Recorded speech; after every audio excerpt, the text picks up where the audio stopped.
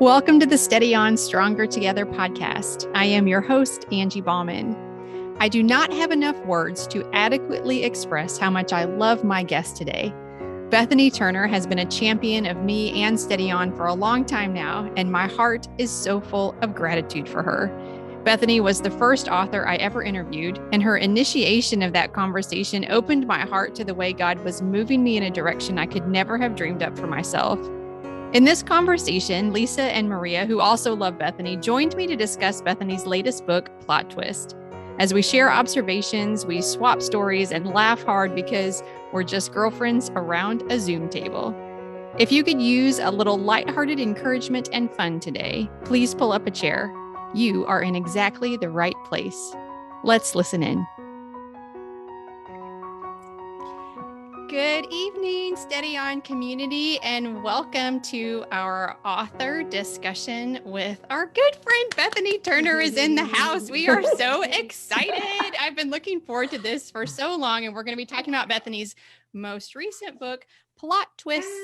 The book is delightful, which we're going to talk about here in just the next few minutes. But first, I want to reintroduce Bethany to you. Bethany is an award-winning author.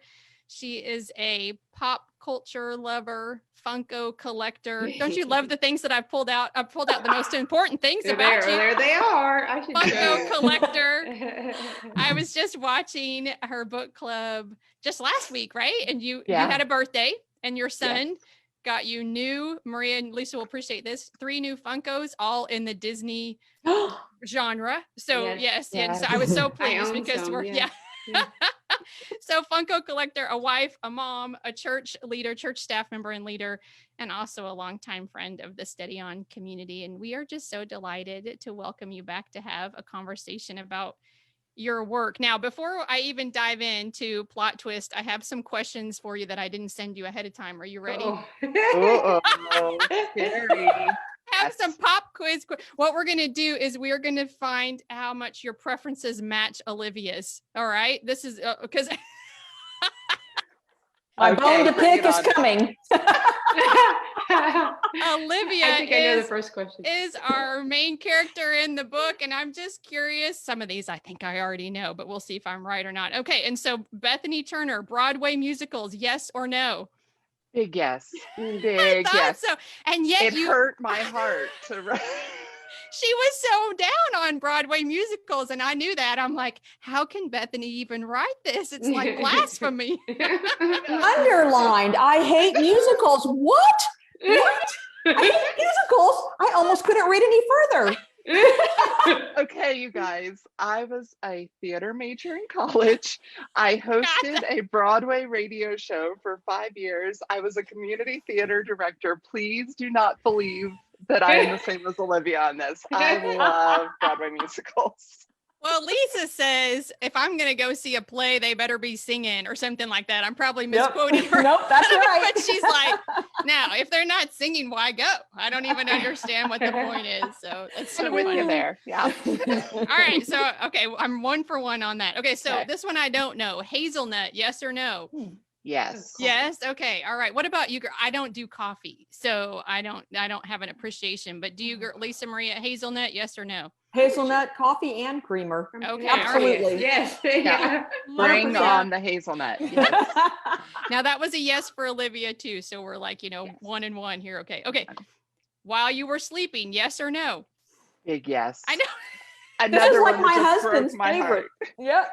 It's one of my absolute favorites. And here's the thing. We have Disney Plus now. I don't know if you guys have Disney Plus, and While You Were Sleeping's on Disney Plus, and it comes up first in like every category. If you want to watch this, if you want to watch this. And my husband's like, why does it put While You Were Sleeping in every category? And I'm like, well, maybe it's because I watch it all the time.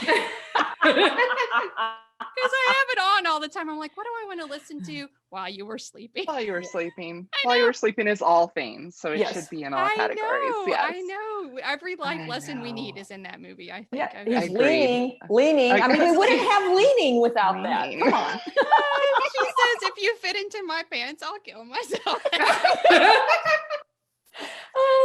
I think my husband cries every time when she says, I'm in love with your son. And they say, we know. And she goes, not that one, that one. Dad looks and he says, "What did you do?" And the family scene, the Christmas dinner, is just the We were greatest talking about that. family dinner scene. These mashed potatoes are so creamy. No one said Sid Romero was talking. Yeah, oh my goodness. It's just classic. I love it so much. So I knew that too. How can you write a person who doesn't understand how important that movie is? It hurt. It genuinely hurt. And honestly, it's one of those moments where I'm like, you know what? I have to do something to separate. So I'm going to make this character but literally, like, as I'm writing the rom-com stuff and the Broadway stuff, I'm just like, I feel like I owe an apology to all of Broadway and to Bill Pullman in the 90s, because I feel blasphemous a little bit. I won't lie. So yes, I love. Okay, here's one more, very important. I don't know the answer to this one. Have you ever dated the same man as one of your best friends? Yes or no? No. Thank goodness, no. Where are some things that you're like her besides Hazelnut? I think probably coffee. Coffee in general is a good one. Coffee fuels the writing, but obviously, being a writer, even though we're very different types of writers, but probably the biggest thing is her, the supporting role aspect of it. I very much, I would not pigeonhole myself the way she does as far as, being the supporting character in her life. But there's no doubt that a lot of that rings true for me. I like being the quirky best friend. I like being the girl with the funny lines. I don't need the big romantic monologue. It's just, I want to swoop in and have the funniest lines. That resonates with me a lot. It's kind of funny because there was one thing, this was my favorite. There's like two lines that for me like summed up the heart, for me anyway, of the message of this book. And she says, maybe it just wasn't in the cards for me, any of it. Love, fulfilled dreams, my best life. Then again, maybe this was my best life and I needed to get busy living it. And I thought that was so true because, like, it's so easy for me to have a grass is always greener, or they have what I can't have. And I have to ask myself all the time, like, maybe you have what they have and you just don't recognize it, or maybe you have something different and the uniqueness should be celebrated, not avoided. Like, I don't know. I totally get where you're going with this idea that's so easy to look into someone else's life and say, well, that's what glamour is, or that's what success is, or that's what fill in the blank is, right? And yeah, absolutely. And I think just the sitting around waiting, I mean, we even kind of worked that into the blurb a little bit, of waiting for the curtain to rise on her fate. The true story of Olivia's life is being written, and if she's not careful, she'll completely miss the real life romantic comedy playing out right before her eyes. And I think that's it. That line that you picked sums that up beautifully. It's just, she's so focused on what she thinks is supposed to happen that, it's like, it's not even that. I think it's easy to look at her as a fictional character and say, well, this was happening. She's so stubborn. She's so irritating. She's all these things, and whatever, that may be true at times, but it just comes down to, there's nothing in her eyes to where she really gets to have all that. And so she's not looking for it. She's not looking for it. And yeah, so that's and a tough even thing. You tell me if I'm right about that, even to a degree thinks she doesn't deserve it because she doesn't have that place, right? Because when things got sort of like intense with her romantic interest early on, if you will, intense in a way, like a heart connection that was like maybe felt a little bit too good to be true, then her reaction was, this is too good to be true. Like, I don't deserve this or something. I don't know. Is that what you would think? Yeah. Yeah, and a little bit. What would you think? You wrote it too. Well, my opinion. Yes. What is your opinion on the literature? My critical analysis of this story. Tell us what you think, author. I could be wrong, but I think no. Very much. I think it's a defense mechanism that she doesn't realize she has. But it is this look, this isn't going to work out now. It's too good. So let's just cut it off before we go. It's, and I think hers is maybe a bit more dramatic than many of us would attest to, but I think I mean, I can identify with that. I can, it's like, I don't want to get hurt. So let's not even go down that path. Yeah. And I think that's what it is for her a lot. I was watching, are you familiar with the movie The Switch? It's Jason Bateman and Jennifer Aniston. It's been, I think it was 2010. My husband and I were just watching it yesterday. And one of the lines from the movie, because they're friends, but they used to date. And one of the lines that he says is, when things got too intense for me, I ran away. Like that, because when their relationship at first was like becoming, and I thought of Olivia immediately. That's my point in that, because when their relationship is getting to a point where he feels like it's getting a little scary or risky, or this may be bigger than I can control, or, whatever, or all those things, or maybe I'm getting what I always wanted and I don't know if I can actually have it, and all those kind of things that he was experiencing. He like put her in the friend category, because that's just I just thought of her immediately when they were talking about that. It's and you said the word control, and I think that's such a big part of it, of this is getting beyond my control. So while I can still control it, I've got to put it back in the box. Right. Yes. And absolutely, that's Olivia. And it's, she doesn't come from a place of, I think Fiona says to her at one point, I think I remember writing this line. Fiona says something to her along the lines of, someday we'll get to the bottom of these problems of yours. You weren't unloved, you weren't mistreated, and kind of doing it lightly. And it's true. It's like, you look at Olivia's life, she hasn't had a bad life. And so, it would maybe make more sense if she'd been very badly scarred from things in the past. And that's not the case with her. But then as you look at it, it's like, well, it's not the case with her because, in large part, for as long as she's been making any decisions in her own life, this has been her personality, and she's kept herself from getting hurt, which also means she's kept herself from living in a lot of ways. And so, I mean, I definitely identify with that, even though, again, my version of that looks very different, but what's behind it, I feel that. Okay, so I'm gonna push on that just a second. So what would you say are some of the things maybe that you have learned about like living your best life, or being the star of your own life, if you will? Because I think that's a growing process for a lot of us. I really do. I don't know. Would you be willing to share some of the things that have helped you step into that maybe a little bit more, have more confidence in it? Sure. And it's definitely ongoing. Amen. It's like, so anything I feel like I've learned, it's like I have so much more still to learn. But, I think one of the biggest things in my life, and I know we've talked about this before, but when I did leave my corporate career, that was, it came at the result of, I was probably nearer to a nervous breakdown than I realized, honestly, at the time. And by the grace of God, literally, I got out before it got to that, but it was close. And, but I think being able to do that in that moment and accept that, okay, here is the path for me that I thought was the path for me, and it has been laid out, and I'm working the plan. That was the thing. I was climbing the ladder. I was heading the direction I thought I was supposed to head. And to be able to just step out from that long enough to say, yeah, but why was I doing that? And I think that's been time after time in my life. It comes to those, hold on. I'm following this 10-step plan, but I haven't stopped to even remember why this is the plan I'm following.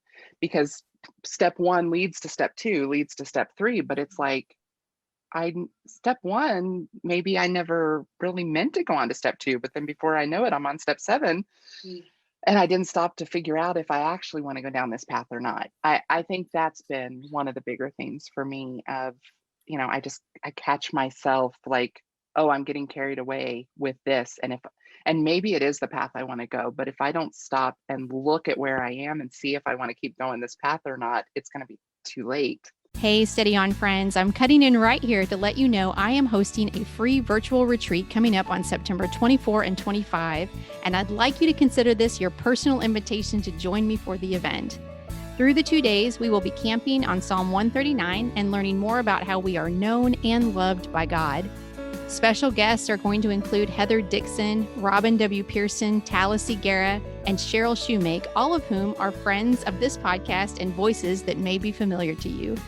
There will be an option to watch either live with me and other guests or with self-paced videos that may better match the needs of your schedule, or you can do a little of both, whatever works best for you. The registration link is in today's show notes, and again, the entire event is free. I hope you'll take a second and learn more about it because I would love to study with you. I have experienced over the last couple of years a realization that I really struggle to trust myself. And I think because of that, and I've sort of, in my life, it seems like I've sort of had a front of the house kind of like opportunities or life. And so some people might look at me and say, oh, she doesn't struggle with this at all. She's always the one out front, whatever. And yet I just struggle to trust myself and believe that those steps that you're talking about, the steps that I'm taking are actually right steps. And so I keep like trying to, maybe this is right. Maybe this is right. Instead of just being like, hey, pick a lane, trust yourself and stay in it. It's okay. Like you're not going to miss out or do it wrong. I mean, you might, but it's not the end of the world if you do. Like, yeah. Exactly. Yeah. Exactly. That's tough for me. I don't know. What about you girls? Front of the house or quirky best friend? I don't know, but those are my two options. Why don't you answer that? Neither. I'm going to say quirky friend. Yeah. Oh, yeah. I would say neither, but I am going to go back to that neither. song. That's not an option. No, go ahead. I said neither of those is an option. I don't care for the leading role. I don't. I actually do fulfill the leading role often in some aspects of my life, but I often struggle with feeling qualified to do so. But I'm not that quirky best friend. She's going to push on that. No. But I will say that song "Keep Me in the Moment." Have you heard that? I can't. Jeremy Camp. That Jeremy Camp. Yeah. Oh my goodness, that brings us. It kind of just encompasses our conversation around the whole Olivia, who we're all like. Keep me in the moment because I don't want to miss what you have for me, and that's where I am right now. I've kind of matured into that point where, So I can relate to her in that sense. Like, I don't want to put myself out there, so I'll just retract rather than, but yeah. And even like at the age I'm getting to be, I don't know. I feel like I'm getting old, and and it's tempting for me sometimes to think that I've missed it, and I can't. And I'm like, stop looking right or left and stay where you are. Like it's anyway. It's just I get it. I get the whole missing the idea of realizing while you're looking around or trying to control or whatever that it is that we're trying to do, or staying small, right? To protect ourselves, self-protection, that we're actually missing the things that we're really uniquely qualified to be and do, I think. Yeah. Yeah, definitely. I liked her so much. I liked her so much. So let's talk about friendship. We like to talk about friendship here. You tell me, what do you think? So Olivia's the main character, but she's sort of the quirky best friend kind of persona, and Fiona is the best friend, but she's kind of the leading lady persona, if that's fair. If that's a fair way to say that. Yes. And they were able to weather some difficult things and remain friends. And I just wonder, like, your thought on that. Why add some of the difficult things, but also what do you think about their friendship gave them the ability to weather them and to stay together or reconnect? However, why was that important to you? I think for me, it was fascinating to me to think of all that we don't see. I mean, in any book, obviously, it's like there's backstory that we don't get to see. With these characters, there's 364 days every year that we don't get to see for 10 years. And that was a unique challenge in my mind of I have to be, I mean, I knew these two had to be all in with each other, because otherwise some of the things they go through, it's like it would have broken them. A lot of relationships wouldn't have survived. So I knew they had to be completely united. And some of that we get to see and some of it we don't. And so, for me, it was very much, I think, from the beginning of their relationship when they were in kindergarten, in both of those situations, in both of them, the other provided what they were missing in their life, which was, even though they never would have put it this way when they were 6 or even 16 or 26, probably. But it was that Olivia needed someone to support, and Fiona needed someone to be amazing for. I think that, if you look, like, they literally meet at the principal's office when they're waiting, because they both peed their pants the first day of kindergarten, and they're waiting for somebody to bring them clothes. I mean, such a just stupid little thing that so many kids deal with. And yet I can totally picture, even in that moment, it's like the fact that Fiona was undoubtedly still Fiona at 6 and would have had this completely different perspective on what was happening than Olivia did, who, if Fiona had not been there, Olivia probably would have been mortified. And it probably, honestly, again, this is deep dive into these characters, but in my mind, that's the sort of thing that would have shaped Olivia into more of a shell of herself. But Fiona brought Olivia out of the shell from the time they were 6 years old. And then I think you see that over and over. And so to me, it's like, I really think they met so young and stayed with each other through so much that they don't know who they are without the other. Literally. It's like, it's even though Olivia's character was, her personality was always what it was, it's also kind of a cause and effect thing, and a little bit of nature versus nurture and all of that of, they connected because they were who they were, but they became more defined in who they were because of the role the other played. So, to me, it's not as simple. I would have no way of saying, yeah, because they went through this, they could stand anything. It's they did life together, and there was such a pure acceptance of each other and who the other was, and the all of that. Anyway, sorry, that's very, I've thought a lot about Olivia and Fiona, because I think, they're not, I don't know. I think they care so much about each other that they were able, even in the darkest, worst moments of what they experienced together in this book, their concern is for each other. And I think ultimately that's what pulls them through, because even when Olivia's as mad as we see her and Fiona's as mad as we see her, it doesn't take real long before seeing the other one brokenhearted makes everything else matter less.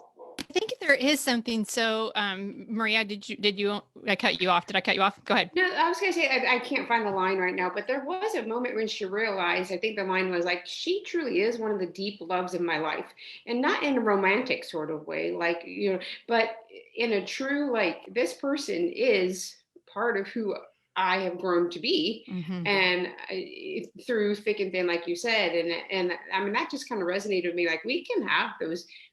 Not very many people have those friendships from 6 years old on. I don't have those kind of relationships, but I do have relationships with some history behind them, and those are deep loves, and you do go through stuff, and until you can learn to appreciate that a little more, like, it took her a moment to realize, like, this is who we are. And I think Olivia was able to experience different things in other relationships moving forward, because she claimed that relationship for what it really was. So I thought that was cool to me. So absolutely. Yeah. These ladies will laugh at me when I say this, but I think there's something too about, and I think you spoke to this, Bethany, about like their ability to know what the other person needs and be able to offer it. I would say even when the other person doesn't know they need it or want what they're offering. Because these ladies have said for years, there's a story in Exodus about Moses and Aaron and her are holding up his arms during a time of battle. You're nodding. So I think you're familiar with that story. So that's good. But, and these ladies have said for years, we'll hold up your arms, like in ministry, when time, and it makes me so mad. Like there's been a couple of times that I've gotten like mad at them, like stop saying that, and it's my own insecurity. It's my own, like, I don't want to need that. I don't want to depend on, if I think you're going to hold up my arms and then you get a better offer and you drop my arm, but I was counting on, like there's all these things. And, but the interesting thing is they know that I need that and they keep saying it and doing it, right? Because that's who they are to me. And I see that in this relationship too. That's the kind of thing that you're talking about with a friendship like that. I think when you're able to say, I'm actually going to do this for you, provide this for you, be this for you, even when you're not nice about what I'm trying to do for you, actually. Yeah. Or you don't recognize it yet. Yeah. Yeah. Absolutely. Absolutely. And they just have this, they're able to cut through a lot of the junk, the superficial junk that we all put into our relationships all the time. And, it's like I could, with a few minutes prep time, it's like I could point to probably something in every interaction between them where one of them is trying to paint a certain picture and the other isn't buying it. Yeah. Calls them on it. Yeah. And it's like, we need those people. Yeah. And that's what they are for each other. Yeah. I love that. Well, they are immersed in Hollywood culture. Fiona's got big jobs with the Hollywood celebrities and all these kind of things. That's just fun. I think fun to read. And you did a good job of like name dropping at the right time and all kinds of, I loved it. No, but I just wonder, like, what is your attraction and or our attraction? You think, like, to the glitz and glamour of Hollywood, to the money, to the celebrity, to the fashion, all that stuff. I mean, most of us, we are not immune to the draw, or we participated in some way, right? And so I think what your book did was kind of just like accentuate that a little bit, kind of as a life and a lifestyle. But what draws my pop culture loving friend? What draws you to it? You think, what draws all of us to it? What's in there for you? For me, I think pop culture in general and celebrity and the whole idea of it really originates for me from a sense of a collective memory, a collective experience. I think that, and I think I've referenced this before, maybe even with you ladies. But, my family was so pop culture focused. Not in a obsessive sort of way, but it's like we watched a lot of movies together. We watched a lot of TV. We all those different things. But the thing is, those are experiences that got brought into the fiber of our family. And so it wasn't just like it all too often is now with everybody on their own device. And, it's like we were gathered around something and we talked about it. And that was the conversation over dinner that night. And that was that was the example when something hard is happening in life. It was like, well, it's like this in that movie, and we referenced that and it gave us something to grab onto and connection. Yes. Yeah, that's really good, Bethany. I like that. That's that commonality when you and your spouse or family members have that line, and you're quoting the lines from, while you were sleeping, we know exactly. The feeling from that. I get that. That's great. Lisa and I say, you can't handle the truth. That's the one we do. From A Few Good Men. Yeah. There's a whole bunch from A Few Good Men. We have a lot from A Few Good Men. I think you referenced the Shawshank Redemption in here too, right? I love that. I did. Oh my goodness. That was one of Olivia's favorites though. Get ready. Yeah. But that is one we're the same. Olivia and I both love Shawshank. And get busy living or get busy dying, I think is one of the greatest movie quotes of all time. Is that from Shawshank? From Shawshank. That was one. I've seen that movie, but it's not like I don't know it very well. So Oh. Love it. What favorite TV shows when you were growing up? Do you have a couple you could throw out? Sure. My sister and I were actually talking about this the other night. There were two shows that my mom would tape for me because they were too late. So then we'd watch them like in the morning. But the A-Team. Thank you very much. Yeah. I loved the A-Team. And this one is a deep dive. Does anyone remember a show called Black's Magic, starring Hal Linden and someone else, Harry Morgan. Actually, I love that he was a magician. I loved that. But so those were when I was very young. Like I shouldn't have been watching those shows, but I was. But then, yeah, definitely up to like one of my greatest favorite shows ever. And it's about the show, but it's also about the memories. Every Monday night, my dad and I watched Quantum Leap. Okay. Yes. Yeah. Obsessed with Quantum Leap. Yep. Oh. And that was, my mom worked on Monday nights. My sister was at college, and my dad and I made Hamburger Helper and watched Quantum Leap. And, so it's like when I think back on, there's so many shows I love, but almost all of them are tied into, like I said, even A-Team and Black's Magic. It's because my mom taped them, and then I would sit there with my cereal bowl and we would, and, so it's all about that connection. What about you girls? Favorite shows? I cut myself off at 3. I was really proud of myself. I like any of the murder mystery things, and I like we did the Brady Bunch and Partridge Family and Little House on the Prairie, and I literally could go on and on, so I won't. But you did quote, I think, Who's the Boss for the auction, right? And when I was reading that, what came to my mind was Groundhog Day. You know the movie Groundhog Day, when she pulls out the checkbook, and I'm like, oh, I think that's the same thing. But I also remember that from Who's the Boss, because I loved that show. I loved Who's the Boss. And that, as I was writing a bachelorette auction, that was all that was in my mind, was because I just remember, like, because I watched it again, like that episode. I mean, within the past couple years, it was kind of during COVID time. I watched that episode to see if I was remembering it correctly. And I'm like, yep, sure enough, like $100 got Tony for the entire weekend. And wasn't it the girl that bought it was Kristen Alfonso, who was on Days of Our Lives? Days of Our Lives. Oh. Listen, I can one up all of this because Tony Danza and I share a birthday. You're welcome. Oh, wow. Nice drop. I know. Segue into my comment for the book. All right. Well, 2 things. Can I say my 2 things? Well, yes, of course. Unless I mute you. No, then she'll mute me. And then Maria didn't get to do her shows yet. Hang on, though. We'll get to you. So I loved the greeting right before February 4, 2012 about this is kind of a serious thing. Does regret come more from the things we say or the things we should have said? Does regret come more from the things we did or the things we should have done? As we remember the people we lost or wonder about the people we never found. Bethany, that's deep.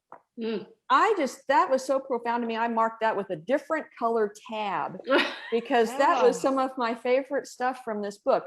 Now, on the lighter note, my eldest son was born on February 4th. Yes. I win. Boom. Yes. I don't know. Tony Danza. Ironic day.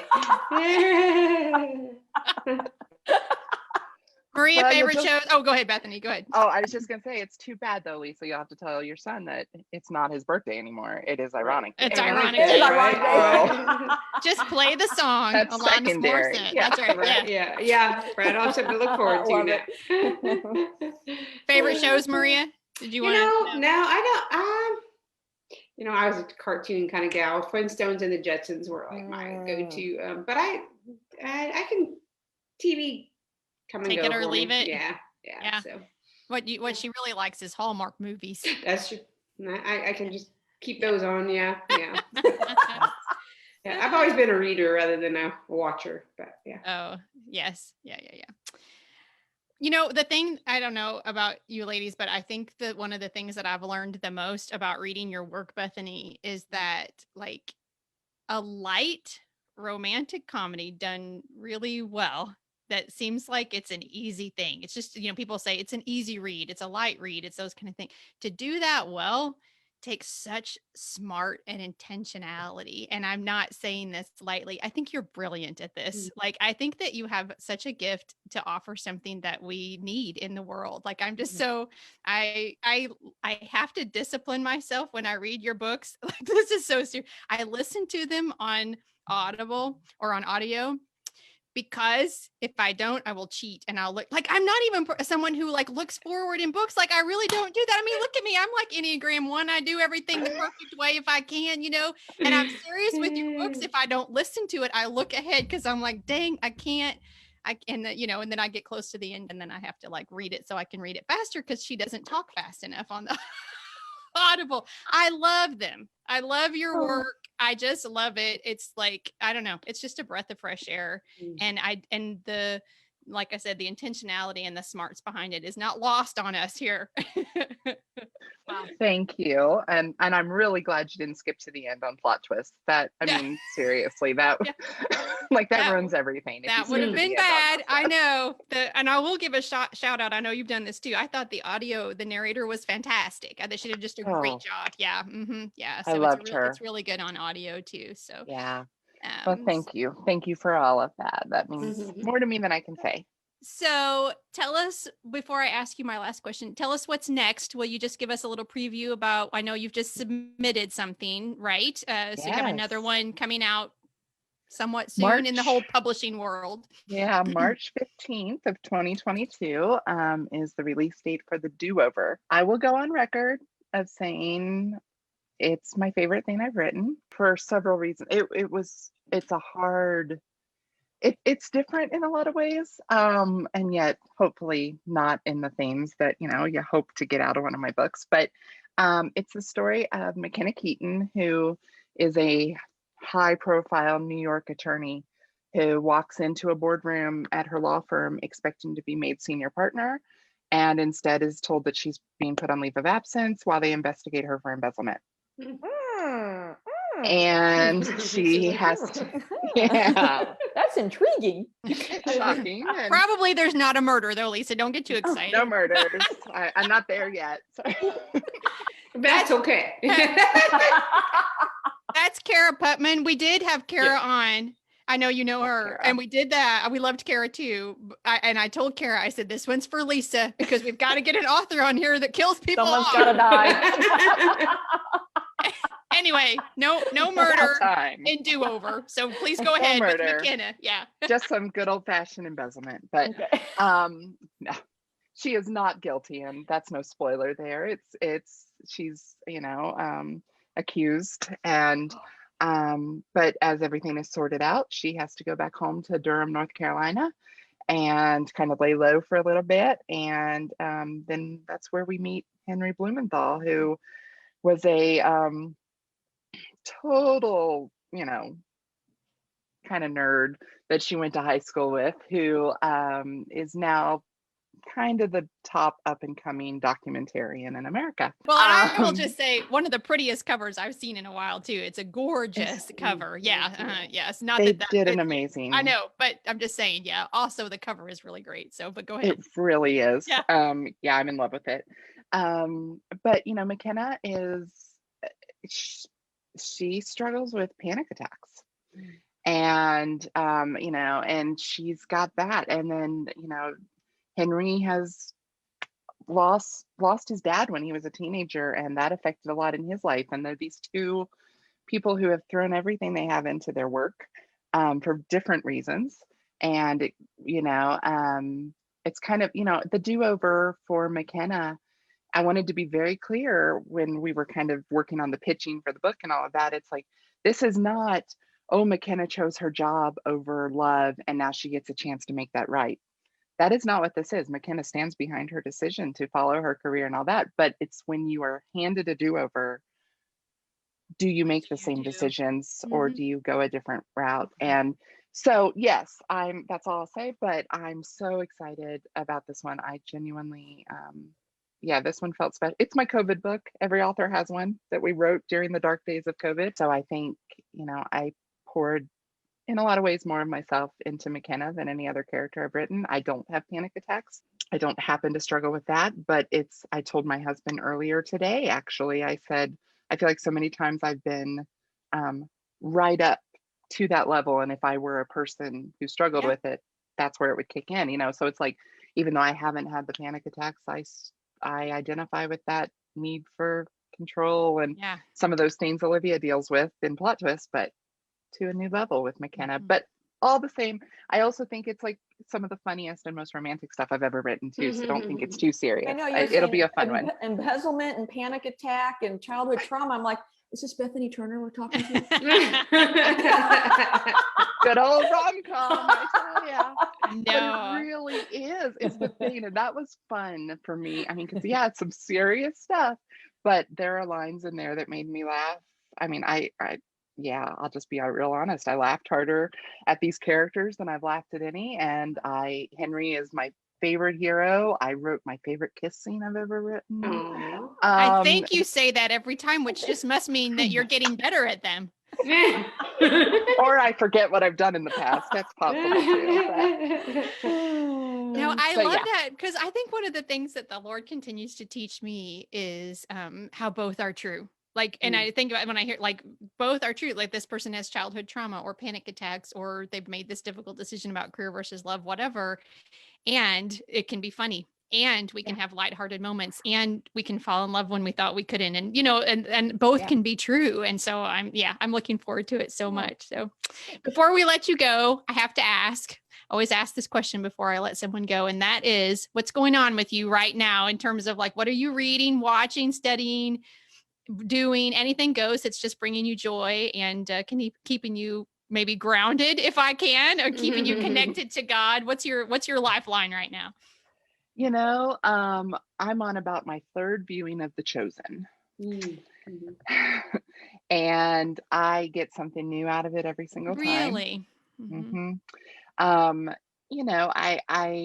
For me, it is entertainment. It is artistic license. It's obviously not the gospel truth on every bit of it, but nothing that has, I think, been far-fetched by any means.